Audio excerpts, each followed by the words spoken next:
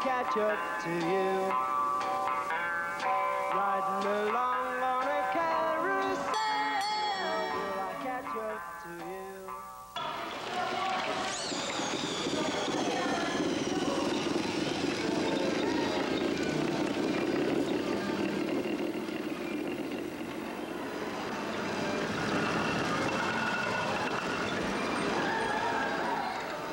It's called an Alan Herschel #1 special.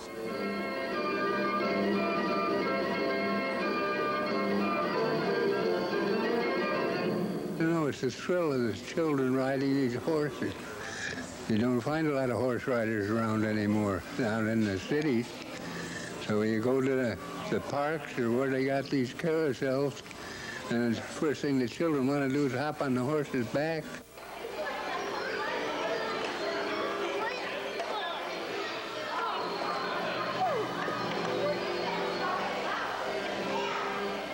Like it?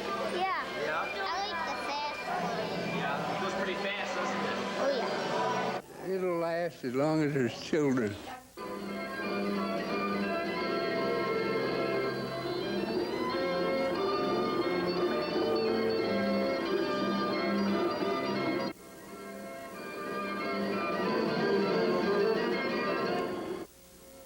I think I've always done, like when we're restoring or something, and while we're stripping the paint, I often wonder, like, did a president ever ride this one? Or maybe a movie actress or movie star, or maybe this person could have been somebody special, or, you know, there's just so much. And the stories you hear after getting off a carousel, when people get off, they say, wow, is that fast? And I tell them that's where I lost my hair. But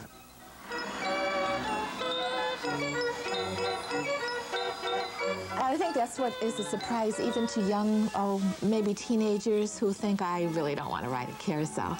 But they get on it, and it's going twice as fast. It's going 6.5 RPMs, which is double the speed. That's because it was made as an adult ride. It was the very first mechanized ride that people could enjoy, and it was made for adults. So it's going pretty fast. I suspect at the time when carousels were introduced that it really was a wild ride.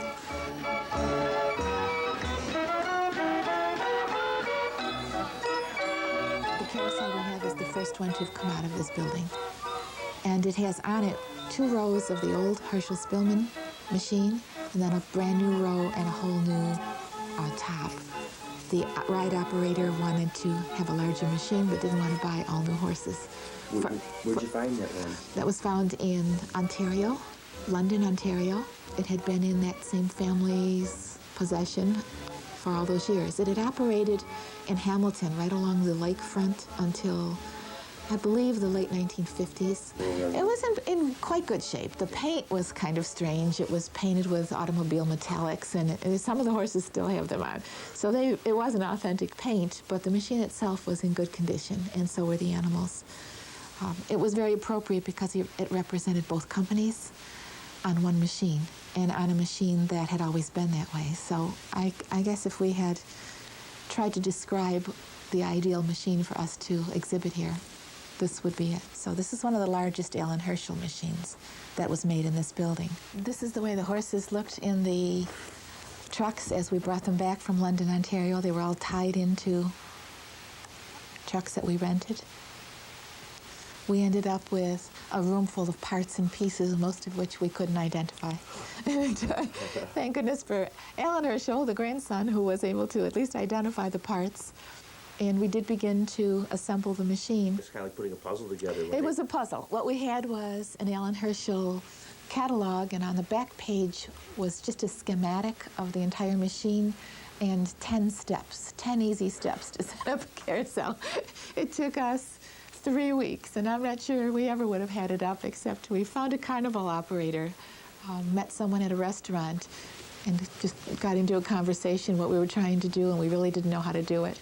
And this young man, came one Saturday, and with his help, we found out what we were doing. And it was a big help. We've been doing it the same way ever since.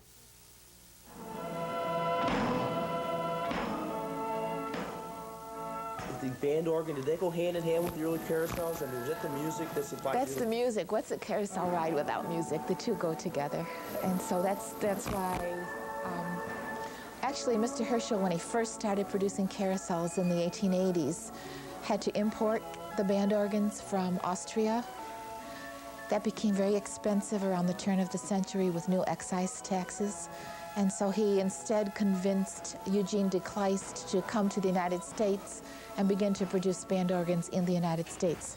Mr. Herschel helped set him up in what is now known as the Wurlitzer Building on Niagara Falls Boulevard, and actually brought that industry to North Tonawanda.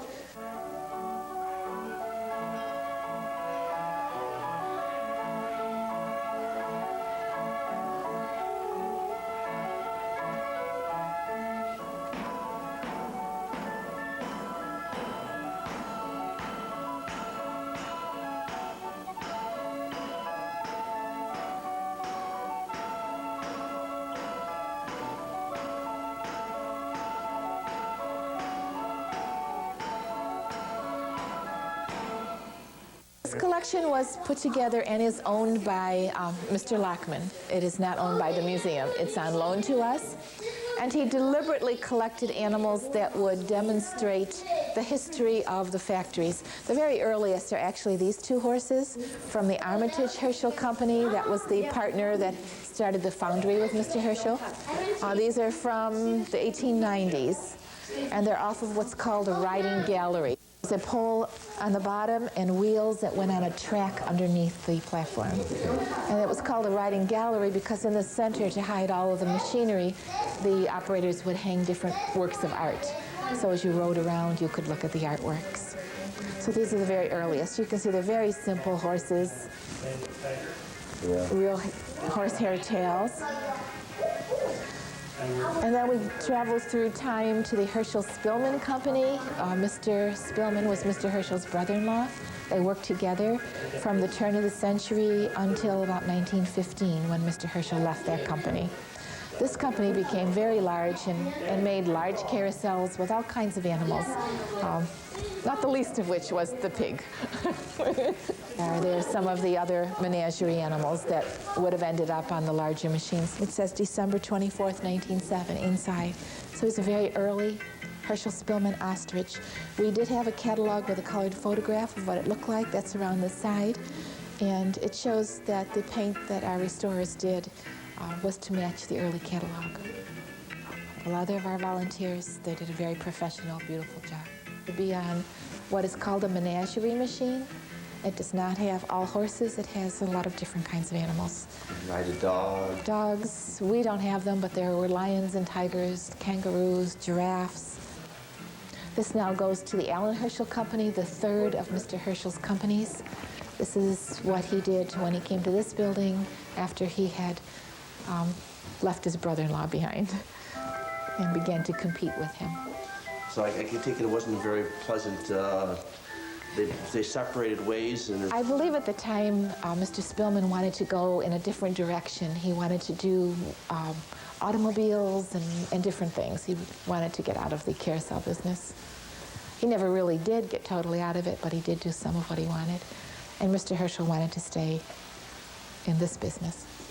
It's a wonderful room. I think it shows the color, it shows the artistry, it shows the history through time, and it introduces our visitors to the general theme of what we're trying to do. We're trying to make this building show the history, but do it in a lighthearted and colorful way.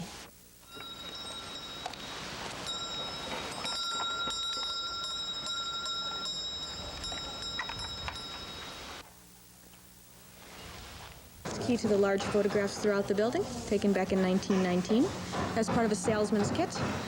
Since it was difficult to pack up a several-ton machine in your suitcase and take it around with you, they tried to demonstrate how the factory operated, the kind of quality workmanship that they did here. They're situated in the areas where they were actually taken, so you'll have a little bit of an idea of how the factory actually operated. I have carvers who are on staff today.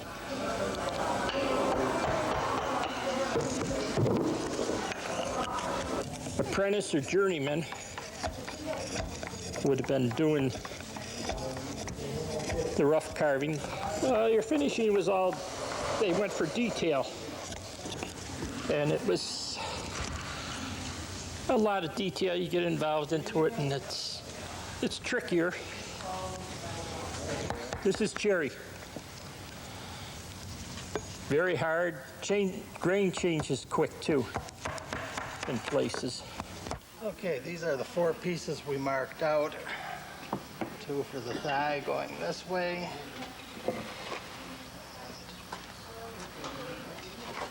2 for the shin bone going that way. And that gives us our overlapping joint at the knee.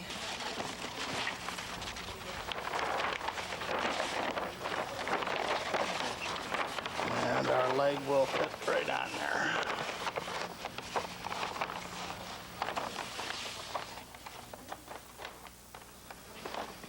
We'll cut out on a bandsaw. We'll cut this pattern out. And that gives us a lot less wood to carve. This will be all shaped on the bandsaw.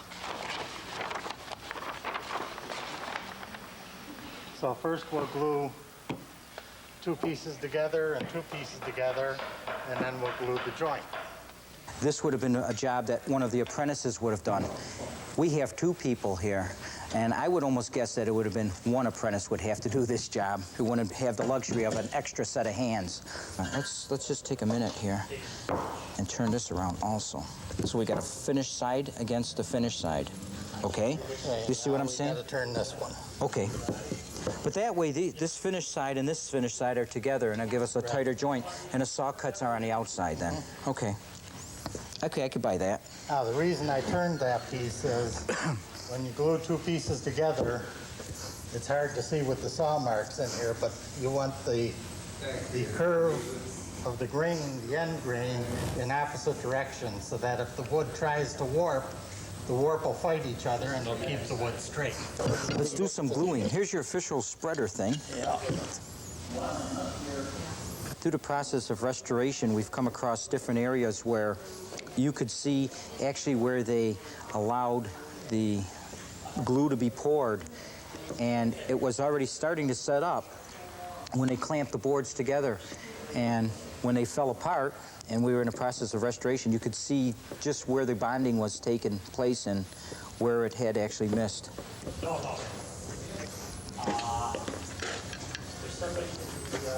Okay, we check this side, both are together. It's just a quick check. Al's gonna hold that. I'm just gonna slide this down somewhat in the middle and hold it, clamp it a little bit, put a little pressure on it.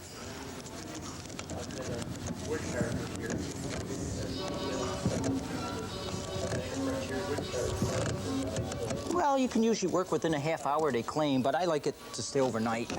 And we have other carving to do, so we like to take care of this end of it, and then we set it aside and do our carving or whatever else needs to be done, and then come back to it.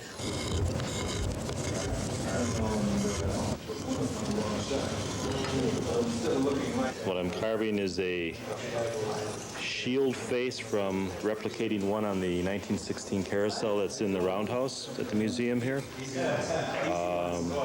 Story has it that some of the hobos used to come around and carve these when they'd hop off the freights that were lined up next to the building. And they then would either be used as originals on the machines, or they would be duplicated in aluminum castings. And up on top of the rounding board, let me hold up a picture here. Here's the shield where the 14 pieces of pie come together to make the round machine. There was an unsightly crack, so they would cover the crack with a shield and then put a face on it for decoration. And on our 1916 machine, we have this Viking face, we have an Indian princess, and we have an Indian chief. So I'm replicating one of those heads that would be found on that shield. Well, I guess the most unique thing was availability of materials and the workers. With the canal being built in 1825, this became the lumber capital of the world. All the different soft and hardwood from the Great Lakes region was shipped in here. So as a result,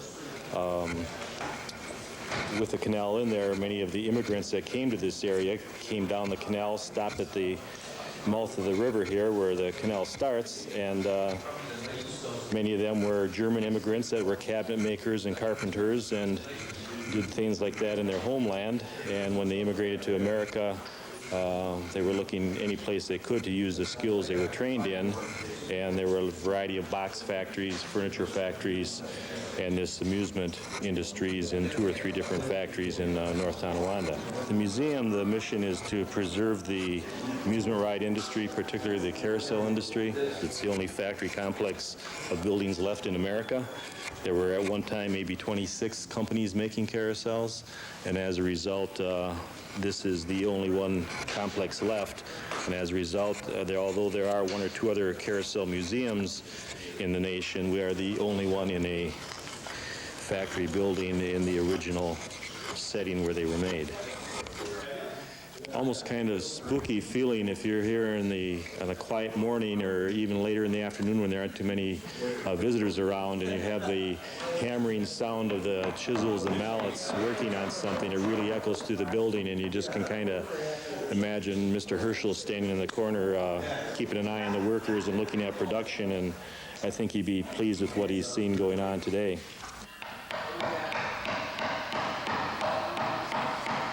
I guess they used to do one a day here? That's our understanding, that they were able to produce 1 complete carousel a day. And I don't find that out of line. I think they probably could do it. I think a full-size horse, if you have a master carver, someone well familiar with the animal, my horse took me about 340, 350 hours. And I would think that that's about the norm. They carved, I understand, 10, 12-hour days. They got as little in the very early 1900s as 35 cents an hour.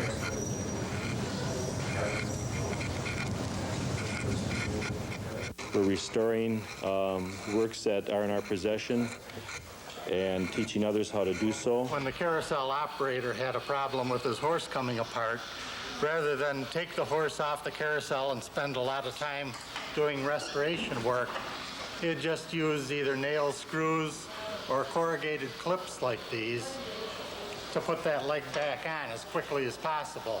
Because every time that carousel went around, there was somebody paying to ride that horse. And getting it back up and he was running. more interested in collecting the fares to ride the horse than he was in quality restoration. So as long as that horse would work, any repair would be sufficient. I guess you've probably seen a lot of different kinds of jury-rig repairs come in on these old horses. Huh? We've seen screws and nails and square screws and horseshoe nails and anything imaginable. We like to say that it's the clown's job, and it went off season. The big clown with the nose, he puts nails in the horses during the winter time. So. Took a side photo, 90 degrees to the object, and then just blew that up on an overhead projector and traced it onto a piece of paper to make the pattern, and then try to go to those depths. And that's really the same way we make the horse or the carousel animal patterns. Take a slide, project it on the wall to the dimensions that we've measured off the existing animal, and trace around it. That's the ones you see on the wall here. That's all those have been made. These 3 in front of you are pre-1900, made by the Bruck Brothers Company and Addis, which is in England. May have even been used here. I got them at a garage sale in Western New York. The smaller ones at the hand palms are a newer invention in that they are thin metal, and you can see they have a little flexibility to them, and very comfortable ergonomic grips, so I kind of use those for details and use the bigger ones for roughing in certain areas. It all depends on the curve or the sweep of the tool. Allows you to get into make certain cuts or get into certain positions to use it. And the small one can do the job, but I can make about 3 slices with this larger one and get the same thing that maybe 20 little cuts would make with that small one. So it depends where I have to work. So what I did is I offset the jaw to give it some character. And he's a stander. And most of them are jumpers. Yeah. When I was a kid, I used to ride one. I don't know whether you remember Sunnyside in Toronto. No, ma'am. Oh. Crystal Beach, I remember them. This is Sunnyside, and they had a beautiful old one. This is actually Niagara Frontier woodcarvers who meet here. They rent the museum on I think it's once a month for a wood carving meeting, and that was one of their club projects, so they made themselves a sign. And being that they meet at the carousel, and that they thought a carousel theme would be nice. They did a really good job on designing that and carving. I think so. I like the way it crafts. I don't have. Love the dapple. I love working with wood, but I don't have the talent to do this. Yeah, this is really Robert used to be able to do that, didn't he? Yeah, he made that rocking horse. Yeah.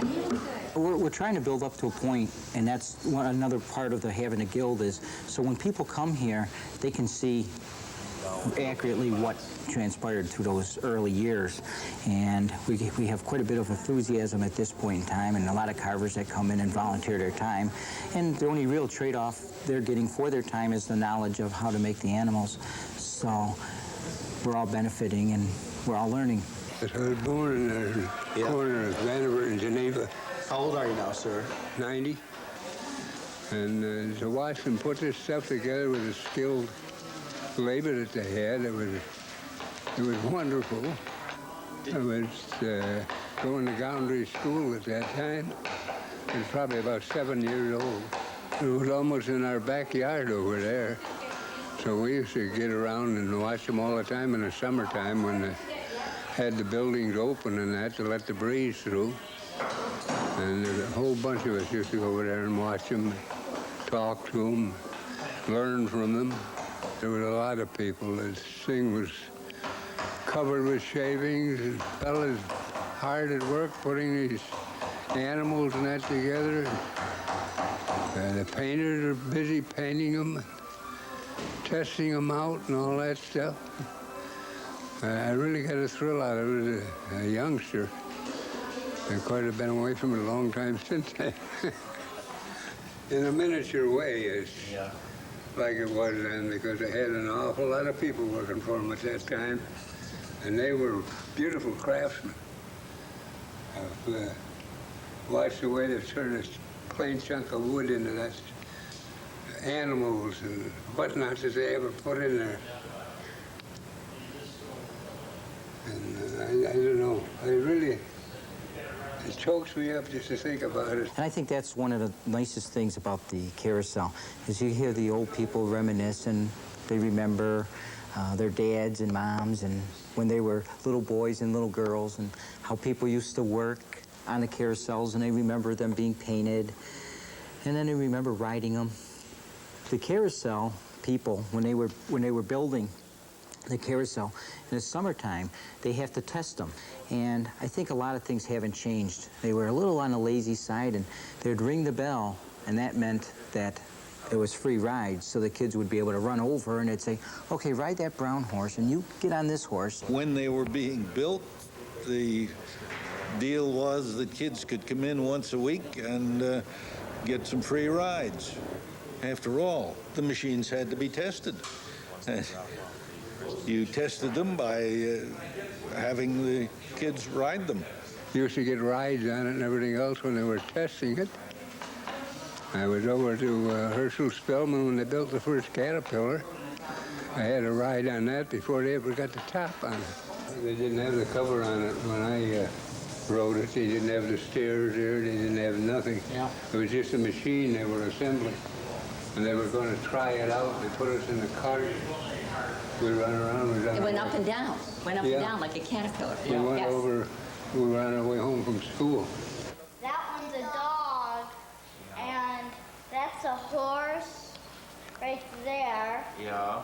And these are the little baby horses. Yeah, they are, aren't they? Yeah, they're cute. You're too big to ride on those, huh? Yeah, those are really cute ones. We have an aluminum one from, I believe, about the 1930s or 40s. We really aren't sure on the date of that. They started making aluminum horses and parts way back in the 1920s, so it could be that it is that early also. That machine is what's called a kiddie carousel. It is, the rider is limited to the size on both machines. On one machine, this kiddie carousel, there can't be anybody that comes to a certain height on a mark that we have.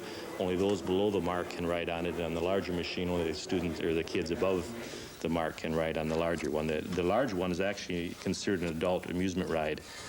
We have it going the speed that it was expected to go when the factory produced it, which is about 6.5 revolutions per minute.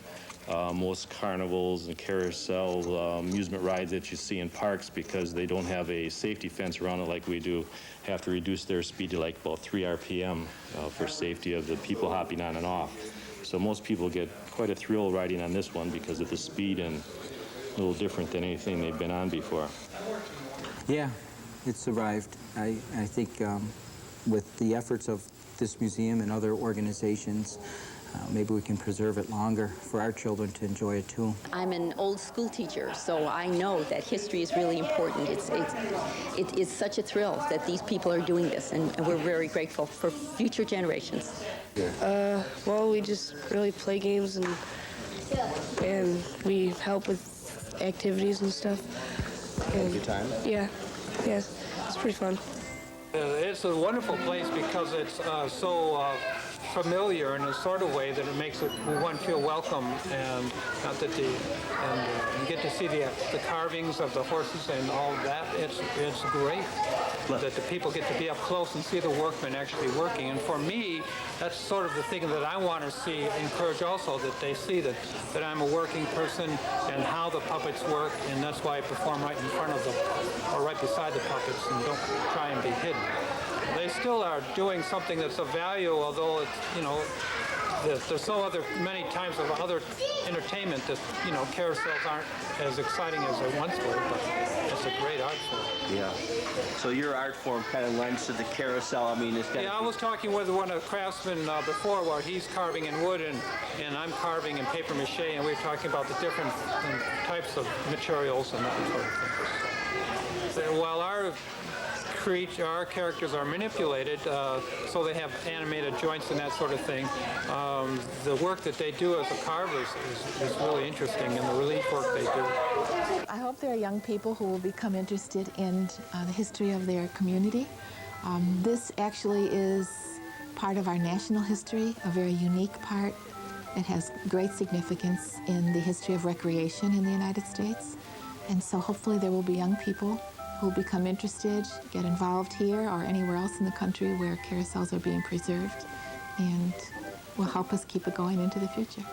I like to ask children when they're riding on this, when I do tours of groups of students, to just sit and imagine what it was like when the early children first rode on this. This machine is older than their grandparents, and you get them to try to think about that. What their clothing might have looked like, and what were they imagining while they were riding? Do they think they dreamed about the same things that they do today while they're riding? Every time I see this going around, I think of the first time it went around, and I don't think it's any less fun now than it was then. It's just as much fun. I love to watch people's faces. It makes all of our efforts worthwhile.